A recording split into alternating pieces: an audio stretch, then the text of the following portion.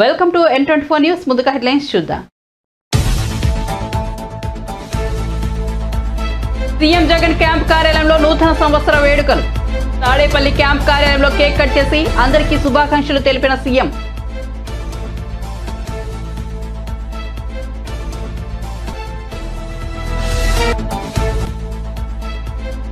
Governor తమిళసైని కలిసి శుభాకాంక్షలు తెలిపిన సీఎం రేవంత్ రెడ్డి. రాజ్భవన్ కు వెళ్లి శుభాకాంక్షలు తెలిపిన ముఖ్యమంత్రి. వెంట స్పీకర్ ప్రసాద్ కుమార్, మంత్రులు సీతక్క, కొండా సురేఖ.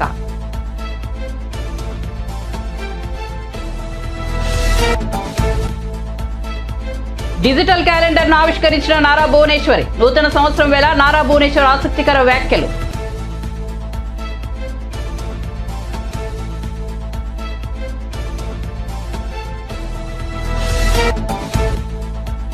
మన దేశానికి ఏడాది చాలా కీలకమైనదన్న కిషన్ రెడ్డి. సతీ సమేతంగా తిరుమల శ్రీవారిని దర్శించుకున్న కేంద్ర మంత్రి. 2024లో ప్రపంచవ్యాప్తంగా భారత్ కీలక పాత్ర పోషించనుందని వెల్లడి.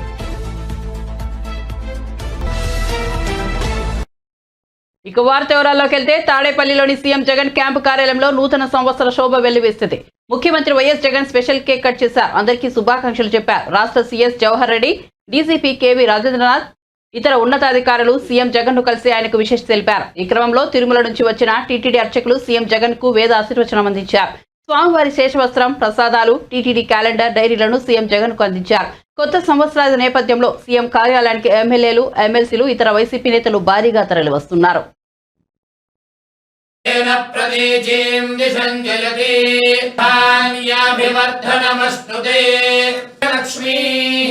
నిఖిల గుణగణాడంబరీర్తి లక్ష్మీః సర్వాంగే సౌమ్యలక్ష్మీః మయతు విజయతాం సర్వసామ్రాజ్యలక్ష్మీః భామానం మహీయతే ధాన్యం ధనం వశుం బహుపుత్రలాభం శతసంవత్సరం దీర్ఘాయుః శ్రీప్రసన్నర ప్రసాద సిద్ధిరస్తు సమృద్ధిరస్తు పరోత్తరాభివృద్ధిరస్తు.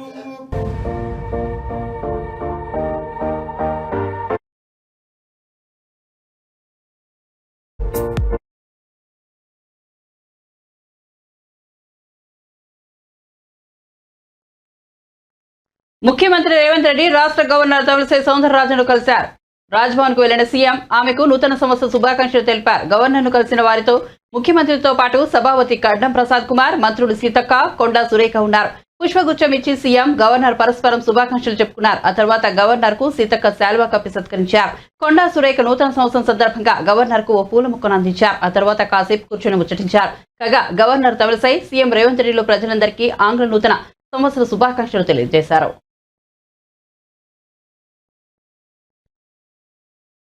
ఎన్టీఆర్ ట్రస్ట్ భవన్ లో డిజిటల్ క్యాలెండర్ ను టీడీపీ అధినేత చంద్రబాబు సతీమణి నారా భువనేశ్వరి సోమవారం ఉదయం ఆవిష్కరించారు. ఈ సందర్భంగా 2 తెలుగు రాష్ట్రాల ప్రజలకు భువనేశ్వరి నూతన సంవత్సర శుభాకాంక్షలు తెలిపారు. 53 రోజుల పాటు చంద్రబాబు కోసం నిలబడిన తెలుగు ప్రజలకు కృతజ్ఞతలు తెలిపారు. కేసులకు భయపడకుండా ప్రజలు బయటకు వచ్చి తమను అండగా నిలబడ్డారన్నారు. చంద్రబాబు కోసం నిలబడినందుకు కృతజ్ఞతలు తెలియజేశారు. ముఖ్యంగా మహిళలు తన మనస్సులో ఎప్పటికీ ఉండిపోతారన్నారు. ప్రపంచవ్యాప్తంగా చంద్రబాబు కోసం తెలుగు ప్రజలు నిలబడ్డారన్నారు. నూతన ఏడాదిలో అందరూ సంతోషంగా ఉండాలని ఆకాంక్షించారు. కొత్త ఏడాదిలో ప్రజలు అనుకున్న లక్ష్యాలను సాధించాలన్నారు. చిరునవ్వుతో రోజును ప్రారంభిస్తే లక్ష్యాన్ని సాధించవచ్చని నారా భువనేశ్వరి పేర్కొన్నారు. ఈ కార్యక్రమంలో ఎన్టీఆర్ ట్రస్ట్ భవన్ సిబ్బంది పాల్గొన్నారు. ఈ సందర్భంగా భువనేశ్వరికి సిబ్బంది నూతన సంవత్సర శుభాకాంక్షలు తెలియజేశారు. Whatever our vision is for the day will be completed. So I wish all of you all to get up with a smiling face and prati rozu oka new year manandarki. It is not just January 1st. Every year is a happy day for us. So thank you. And inkokatandi rendu rashtralu telugu vallaki na నూతన సంవత్సర శుభాకాంక్షలు. తర్వాత నేను ఒక్కటి నా జీవితంలో నేను మర్చిపోను, ఆ 53 రోజులు జనాలు ఎట్లా బయటకు వచ్చి చంద్రబాబు నాయుడు గారి కోసం, మా కుటుంబం కోసం పోరాడారో. చాలా కష్టాలు పడ్డారు. మేము పడింది ఏం లేదు, మానసికంగా చాలా పడ్డాం. కానీ వాళ్ళు రోడ్ల మీదకి వచ్చి కేసులు కానీ తన్నించుకుని కానీ ఆడవాళ్ళు ఏంటి ముందల మన స్పెషల్ కృతజ్ఞతలు మహిళలకి, వాళ్ళకి జోహార్ అండి. వాళ్ళు నేను ఎప్పుడు వాళ్ళందరినీ నేను మర్చిపోను, నా జీవితాంతం అందరూ నాకు ఎప్పుడు నా మనసులో ఉండిపోతారండి. Thank you very much, thank you all once again అండి. ఏంటండి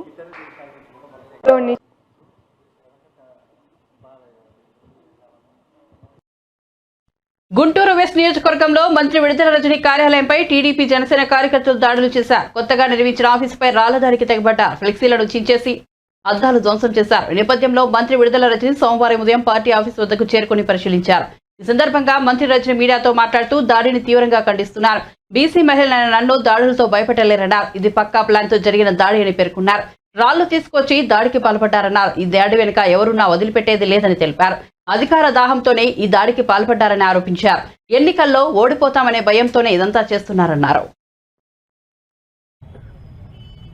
ఈ దాడిని చూసినట్టయితే టీడీపీ వాళ్ళు ప్రీ ప్లాన్డ్ గా న్యూ ఇయర్ వేడుకల్లా జరపకుండా ఒక ప్రీ ప్లాన్ దాడిని మా పార్టీ ఆఫీస్ మీద ప్లాన్ చేసినట్టు కనిపిస్తా ఉంది. ఇక్కడ చూసినట్టయితే ఈ రోడ్డు మీద ఇలాంటి రాళ్లు కూడా లేవు. ఇలాంటి రాళ్లు కొన్ని వందల మంది ఇక్కడ గుమిగూడి మరి ఈ రాళ్లన్నీ కూడా ఇటువైపు ఉన్నటువంటి పార్టీ ఆఫీస్ మీద ఇసడం మనం చూస్తా ఉన్నాం. చూడండి, ఈ ఫ్లెక్సీ గనక లేకపోయి ఉంటే పూర్తి అద్దాలు కూడా ధ్వంసమయ్యేటువంటి పరిస్థితి.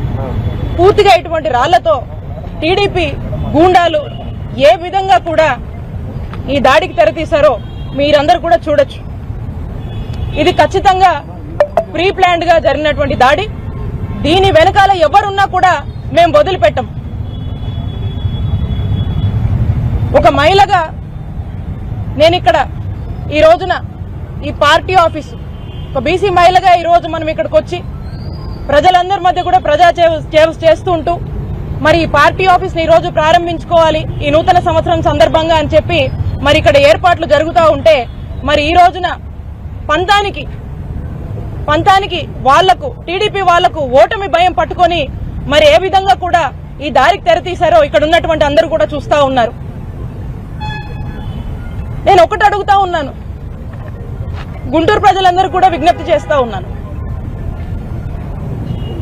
ఇలాంటి ప్రజలు, ఇలాంటి వాళ్ళు, ఇలాంటి టీడీపీ వాళ్ళు అధికార దాహం కోసము ఓడిపోతామనే భయం పట్టుకొని మరి ఏ విధంగా పార్టీ ఆఫీస్ మీద రాళ్లేసి దాడి కొడిగట్టారో మీ అందరూ కూడా ఆలోచన చేయండి.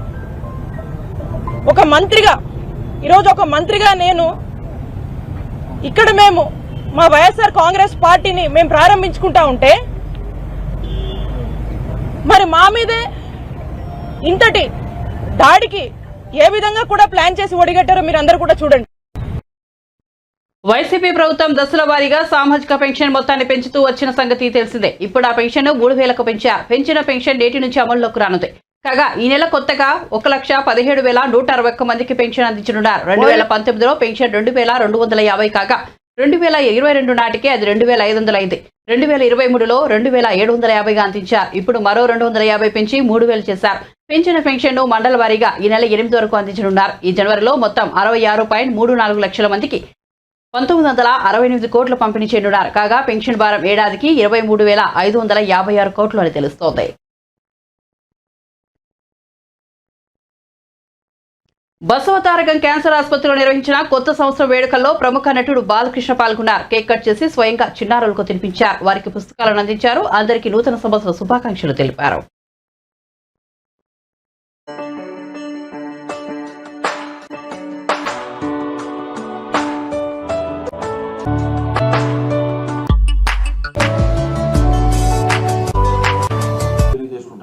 Happy new year to everybody.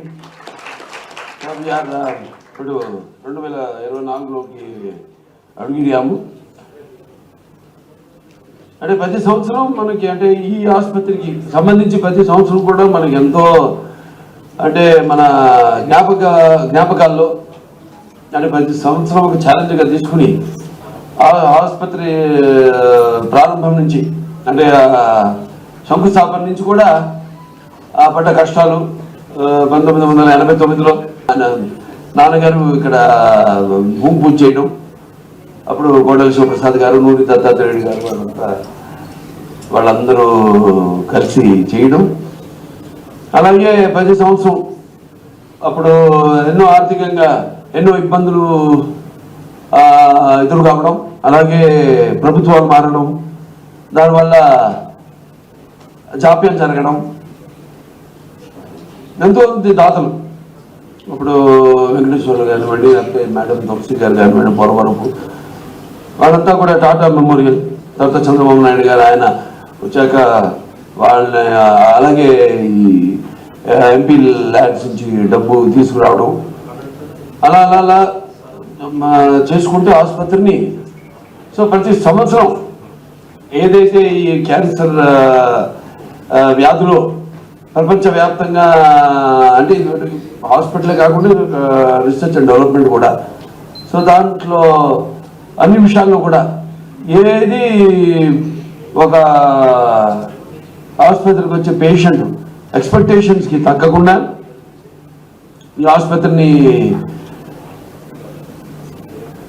అభివృద్ధి చేసుకుంటూ, అంటే గత సంవత్సరాన్ని మర్చిపోకుండా ఆ గత సంవత్సరంలోని అనుభవాలను నెమరేసుకుంటూ మనం ప్రస్తుతంలో జీవిస్తూ భవిష్యత్తు గురించి ఒక రోడ్ మ్యాప్ వేసుకుంటూ ఈ యొక్క ఆసుపత్రిని మరి ఈరోజు ఈ స్థాయికి తీసుకొచ్చిన ప్రతి ఒక్కరికి నా ధన్యవాదాలు తెలియజేసుకుంటున్నాను. గ్రీన్ ఇండియా ఛాలెంజ్ సంప్రదాయాన్ని నిబద్ధతతో కొనసాగిస్తామని బీఆర్ఎస్ ఎంపీ జోగినిపల్లి సంతోష్ కుమార్ అన్నారు. కొత్త సంవత్సరం వేళ ఆయన గ్రీన్ ఇండియా ఛాలెంజ్ లో పాల్గొన్నారు. అందులో భాగంగా బంజారా హిల్స్ పార్క్ లో మొక్కలు నాటారు.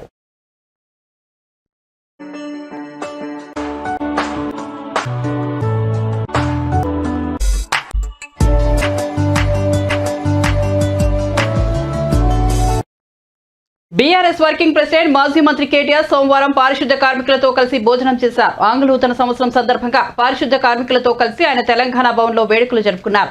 ఈ సందర్భంగా వారితో కాసేపు ముచ్చటించి ఆ తర్వాత కలిసి భోజనం చేశారు. కార్మికులతో సెల్ఫీలు దిగారు. ఈ కార్యక్రమంలో జీహెచ్ఎంసీ మేయర్ గద్వాల విజయలక్ష్మి పాల్గొన్నారు. ఇదిలా ఉండగా కేటీఆర్ ను పలువురు బీఆర్ఎస్ ప్రజాప్రతినిధులు, నేతలు, కార్యకర్తలు కలిసి నూతన సంవత్సర శుభాకాంక్షలు తెలిపారు.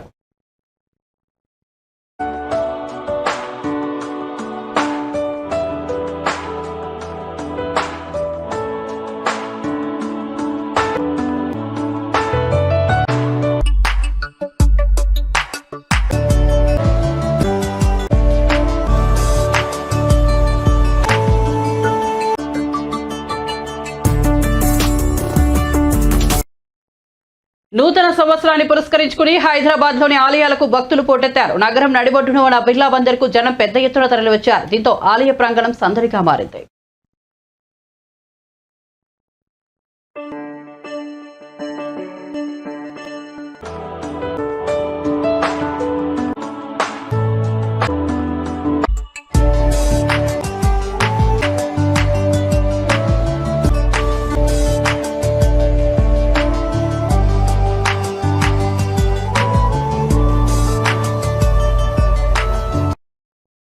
నూతన సంవత్సరం సందర్భంగా యాదాద్రి శ్రీ లక్ష్మీ నరసింహస్వామి ఆలయంలో భక్తుల రద్దీ పెరిగింది. భక్తుల రద్దీని దృష్టిలో ఉంచుకుని ఎలాంటి అసౌకర్యం కలగకుండా ఆలయ సిబ్బంది ఏర్పాట్లు చేశారు.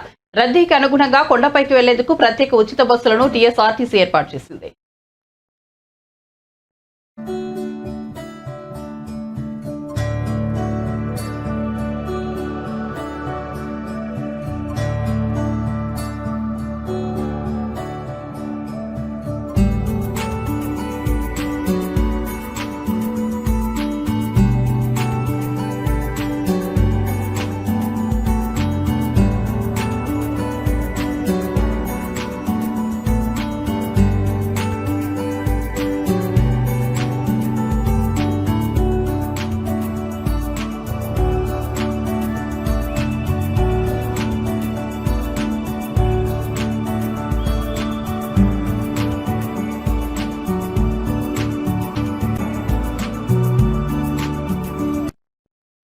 కొత్త సంవత్సరం వేళ విజయవాడ ఇంద్రకీలాద్రిపై కనకదుర్గమ్మ దర్శనానికి భక్తులు పోటెత్తారు. తెల్లవారుజాము నుంచి అమ్మవారిని దర్శించుకునేందుకు భారీగా భక్తులు క్యూ కట్టారు. రద్దీని దృష్టిలో ఉంచుకుని భక్తులకు ఎలాంటి ఇబ్బందులు తలెత్తకుండా ఆలయ సిబ్బంది ఏర్పాట్లు చేశారు.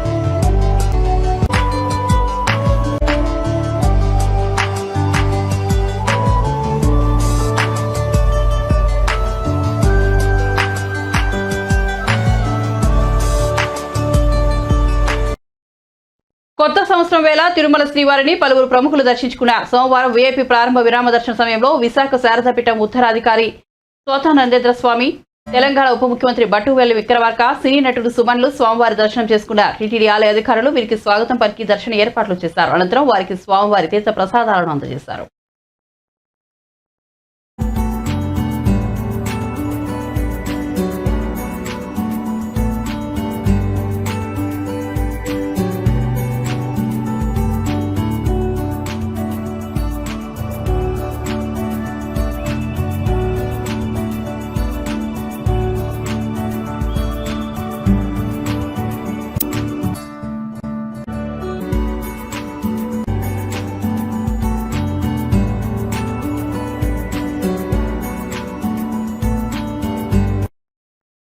తెలుగు ప్రజలకు తెలంగాణ గవర్నర్ తమిళసై సౌందరరాజన్ నూతన సంవత్సర శుభాకాంక్షలు తెలిపారు. కొత్త సంవత్సరం సందర్భంగా తిరుమల శ్రీవారిని ఆమె దర్శించుకున్నారు. టీటీడీ అధికారులు ఆమెకు స్వాగతం పలికి దర్శన ఏర్పాట్లు చేశారు.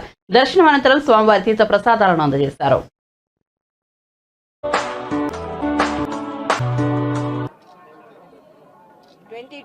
New Year. I prayed God for the wellness of the people of Bharat. Everyone should be hale and healthy, wealthy, and 2024 New Year. I prayed God for the wellness of the people of Bharat. Everyone should be hale and healthy, wealthy, and I prayed Lord Balaji for the wellness of each and everyone of this country.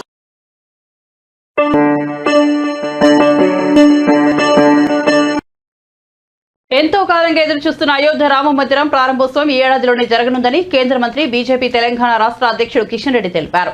ఆంగ్ల నూతన సంవత్సరం సందర్భంగా ఆయన సతీ సమేతంగా తిరుమల శ్రీవారిని దర్శించుకున్నారు. దర్శనం అనంతరం ఆయన మీడియాతో మాట్లాడుతూ 2024లో ప్రపంచవ్యాప్తంగా భారత్ కీలక పాత్ర పోషించనుందన్నారు. మన దేశానికి ఏడాది చాలా కీలకమైందన్నారు. ఇజ్రాయెల్, గాజా, రష్యా, ఉక్రెయిన్ వంటి ప్రపంచ దేశాల సమస్యలు ఈ ఏడాది పరిష్కారమయ్యే అవకాశాలు ఉన్నట్లు తెలిపారు. ఇందులో భారత్ కీలక పాత్ర పోషించనుందని అభిప్రాయపడ్డారు.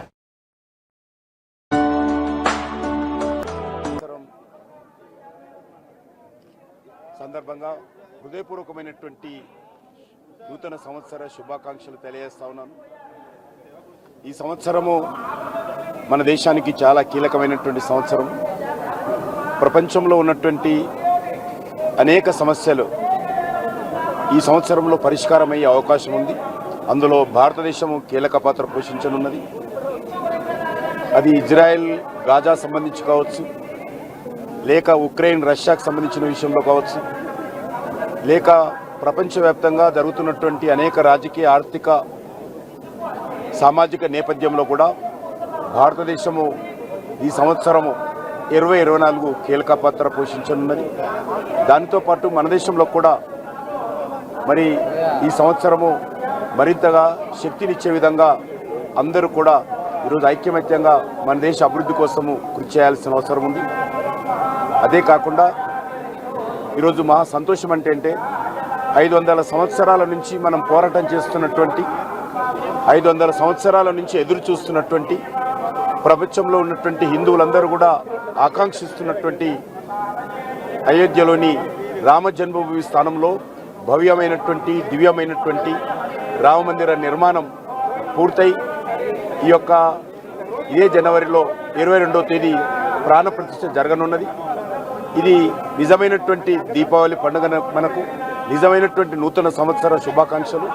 ఎందుకంటే ఈరోజు శ్రీరాముడు ఎక్కడ జన్మించాడంటే ప్రతి ఒక్కరు కూడా అన్ని మన యొక్క వేదాలలో కానీ, లేక మనకు సంబంధించినటువంటి అన్ని చరిత్రలో కానీ శ్రీరాముడు అయోధ్యలో జన్మించాడంటాం. కానీ దురదృష్టవశాత్తు 500 సంవత్సరాలుగా అటువంటి అయోధ్యలోని శ్రీమందిర దేవాలయము మరి లేకుండా ధ్వంసమైంది. మరి ఇన్ని సంవత్సరాల పోరాట ఫలితంగా, 500 సంవత్సరాల త్యాగాల ఫలితంగా ఈరోజు అయోధ్యలో మరి రామమందిర నిర్మాణం జరగడము, మన కళ్ళ ముందే ఆ యొక్క రామమందిర నిర్మాణానికి సంబంధించినటువంటి ప్రారంభోత్సవం ఇదే నెల జనవరిలో 22వ తేదీన జరగనున్నాం. కాబట్టి హిందువులందరినీ కోరుతా ఉన్నాను, మీకు అవకాశం ఉన్నప్పుడల్లా వెళ్ళి అయోధ్యలోని రామమందిర నిర్మాణం దర్శనం చేసుకోండి. అదేవిధంగా మరి ఆ రోజు ప్రతి హిందూ ఇంట్లో కూడా 22వ తేదీ సాయంకాలము 5 రామజ్యోతులు వెలిగించి మీ భక్తిని చాటండి అని చెప్పి 4 ఏళ్ల 9 నెలల సమయంలో ముఖ్యమంత్రి జగన్ అన్ని రంగాల్లో విఫలమయ్యారని టీడీపీ ఎంపీ కేశినేని నాని విమర్శించారు. ముఖ్యమంత్రిగా ఆయన సాధించిందేమీ లేదని అన్నారు. జగన్ పాలనపై వైసీపీ ఎమ్మెల్యేలు నేతలు తీవ్ర అసంతృప్తితో ఉన్నారని చెప్పారు. ప్రభుత్వంపై ప్రజలు చాలా ఆగ్రహంతో ఉన్నారని, వచ్చే ఎన్నికల్లో వారు వైసీపీ ప్రభుత్వాన్ని గద్దెదింపడం ఖాయమని అన్నారు. వచ్చే ఎన్నికల్లో టీడీపీ ఘన విజయం సాధించడం ఖాయమని ధీమా వ్యక్తం చేశారు. విజయవాడ పార్లమెంట్ స్థానంలో 16 లక్షల మంది ఓటర్లు తనతో ఉన్నారని చెప్పారు. తాను కూడా ప్రజలతోనే ఉంటానని చెప్పారు. విజయవాడలో మీడియాతో మాట్లాడుతూ ఆయన వ్యాఖ్యలు చేశారు. పరిణితి కలిగినటువంటి నియోజకవర్గం మనిషిని చూసి ఓటేస్తారు తప్ప ఇక్కడ పార్టీలను చూసో ఇంకోట కాదు. ఎజెండా, నా అభిలాష, అట్లాగే నా ఐడియాలజీ. కాబట్టి చాలా మంది నన్ను వ్యతిరేకిస్తారు. ఎందుకు వ్యతిరేకిస్తారు మీ అందరికి తెలుసు. నేను అవినీతిని సహించను, నేను ల్యాండ్ గ్రాబింగ్ సహించను, నేను వేరే పనులు చేసి పార్టీకి గడపేవాడిని సహించను. నేను హార్గనైజేషన్లో పనిచేస్తానంటే నా హార్గనైజేషన్ టీమ్ బిల్డింగ్ ఇంపార్టెంట్. నాకు బేగ్ లాంటి వ్యక్తులు కావాలి, ఎందుకంటే జీవరత్నం లాంటి వ్యక్తులు కావాలి, నాకు కోసం ముని లాంటి వ్యక్తులు కావాలి, నాకు మా గోగుల రమణ లాంటి వ్యక్తులు కావాలి, మీరందరూ కావాలి. అంతే తప్ప మేము వచ్చాం, మేము ఈ ప్రాంతానికి ఎమ్మెల్యే అయ్యాం, లేకపోతే ఇన్ఛార్జ్ అయ్యాం, మేము ఏలుకుంటాం, దోచుకుంటాం అంటే సహించే పనే లేదు. అంతగా తప్ప నా మీద వ్యతిరేకమైన అవినీతి చేయలే. నేనేమి ఎవరికి చీకటి సామ్రాజ్యంలో వ్యాపారంలో వస్తున్నాం పార్ట్నర్ కాదు. నా మీద నాకు వాళ్ళకి ఎందుకు పడతావు? నేనే పార్ట్నర్నా? ఈ దాంట్లో నేను మాట్లాడిగానా? మాట్లాడలేదు కదా. ఎందుకు పడదంటే వీడు ఒక కాపలా కుక్క విజయవాడ పార్లమెంట్కి, వీడు తినడం మమ్మల్ని తిన్నీడు అంత తప్ప ఏం ఎజెండా లేదు ఇక్కడ. అంతేనా? వీడు దోచుకోడు, ఈ విజయవాడ దోచుకోలేడు, వీడితో మాకు సాగు, వీడు ఎంపీగా లేకపోతే మాకు హ్యాపీగా ఉంటుంది. వీడు అసలు ఈ తెలుగుదేశం పార్టీ నుంచి పోతే మేము చక్కగా ఈ పార్టీని ఈ బెదవాడిని ఇక్కడ జగ్గవాడి నుంచి విజయవాడ ఈస్ట్ వరకు అటు తిరువురు వరకు దోస్తూ తినొచ్చు అనేదే ఎజెండా. అందుకని నేను ఎజెండా ఉందా నా మీద వ్యతిరేకిస్తాను కాకుండా మీడియాలో కూడా చెప్పొచ్చు. నా మీద వేరే ఎజెండా ఉంటుందా? నేను మీ దాంట్లో మాట్లాడిగానా? నేను బిజినెస్ పార్ట్నర్నా? అది ఏంటి? నేను ఈస్ట్లో వచ్చి వెళ్తున్నానా, సెంట్రల్లో వచ్చి వెళ్ళి పెడుతున్నానా, వెస్ట్లో వచ్చి వెళ్ళి పెడుతున్నానా? పెట్టలేదు కదా. ఏంటంటే ఈ కాపులో కుక్కాలి విజయవాడకి. వీడుండగా ఏ పార్టీకైనా, ఆ పార్టీ అనే కాదు, వైసీపీ అనే కాదు, ఎవడో కాదు, అవినీతి పనుల్ని సహించే పనే లేదు విజయవాడలో. నేను అంతగా వస్తూ ఎవడు ఎన్ని చేసినా కానీ దానికి సమర్థంగా ఎదుర్కోవడానికి ఇంతమంది నిజాయితీ పనులు ఉన్నారు. ఇక్కడ ఇబ్బంది ఏం లేదు. అట్లాగే విజయవాడ వెస్ట్ నియోజకవర్గం 2 సార్లు 2014లో నేను పోటీ చేశా. అప్పుడు బీజేపీ అలయన్స్ వెల్లంపల్లి శ్రీనివాస్ బీజేపీలో అభ్యర్థిగా పోటీ చేస్తే 3,000 దాకా ఓడిపోయాడు. నేను 14,000 మెజార్టీ ఇచ్చింది ఇదే విజయవాడ వెస్ట్ నియోజకవర్గం నాకు. అంటే 17,000 క్రాస్ ఓటింగ్. 2019లో చెల్లి కనుక అమ్మాయి 9,500 ఓట్లతో ఓడిపోయింది. నాకు 8,500 మెజార్టీ ఇచ్చింది ఇదే పశ్చిమ నియోజకవర్గం. అంటే 2 సార్లు కూడా 17,000 క్రాస్ ఓటింగ్ నాకు వేసి ప్రజలు విజయవాడ వెస్ట్ నియోజకవర్గం అంటే రాజకీయ పరిణితి కలిగినటువంటి నియోజకవర్గం. మనిషిని చూసి ఓటేస్తారు తప్ప ఇక్కడ పార్టీలను చూసో ఇంకోట కాదు. పార్టీ సరైన వ్యక్తికి సీట్ ఇవ్వకపోతే ఖచ్చితంగా ఓడిస్తాం, సరైన వ్యక్తికి సీట్ ఇస్తే ఖచ్చితంగా గెలిపిస్తాం అనేదానికి నా 2 ఎలక్షన్లే నిదర్శనం. అటువంటి రాజకీయ పరిణతి కలవనటువంటి నియోజకవర్గం ఎప్పుడు చెప్తా విజయవాడ వెస్ట్ గురించి. అన్ని కులాలు, అన్ని మతాలు సమానంగా ఉన్నటువంటి నియోజకవర్గం. బీసీలో మరి అన్ని కులాలు, ఓసీలో అన్ని కులాలు. అటు వైశ్యాస్ ఉంటారు, ఇటు బ్రాహ్మిన్స్ ఉంటారు, కమ్మ ఉంటారు, రెడ్డి ఉంటారు. అట్లా బీసీల్లో నగరాలు ఉంటారు, యాదవులు ఉంటారు, మిగతా అన్ని చాలా కులాలు ఉంటాయి.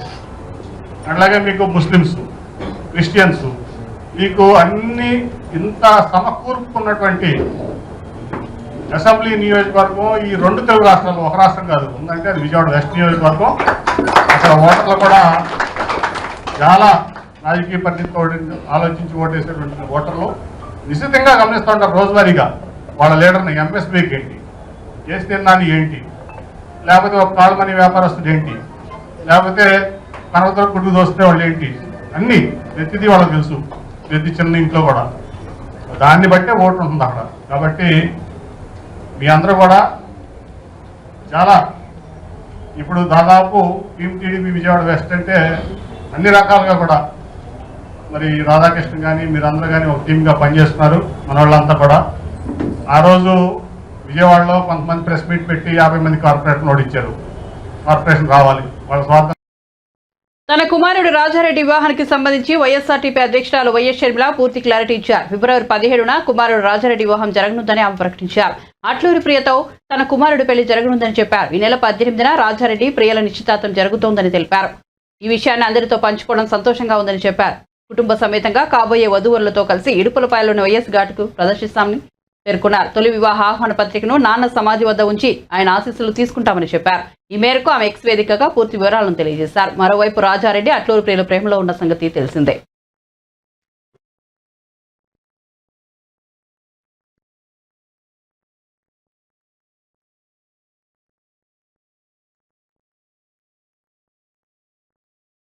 బులెటిన్ ముగించే ముందు హెడ్లైన్స్ మరోసారి చూద్దాం.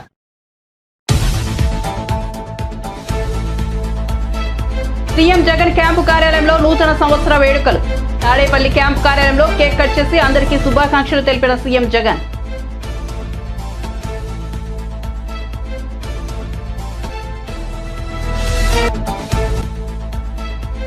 గవర్నర్ తమిళసైని కలిసి శుభాకాంక్షలు తెలిపిన సీఎం రేవంత్ రెడ్డి. రాజ్భవన్ కు వెళ్లి శుభాకాంక్షలు తెలిపిన ముఖ్యమంత్రి. వెంట స్పీకర్ ప్రసాద్ కుమార్, మంత్రులు సీతక్క, కొండా సురేఖ.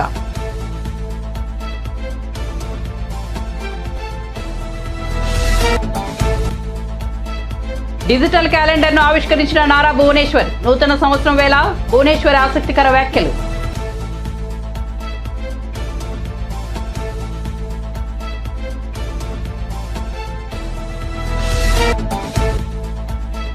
మన దేశానికి ఈ ఏడాది చాలా కీలకమైందన్న కిషన్ రెడ్డి. సతీ సమేతంగా తిరుమల శ్రీవారిని దర్శించుకున్న కేంద్ర మంత్రి. 2024లో ప్రపంచవ్యాప్తంగా భారత్ కీలక పాత్ర పోషించనుందని వెల్లడి. మరిన్ని అప్డేట్స్ కోసం చూస్తూనే ఉండండి N24 న్యూస్.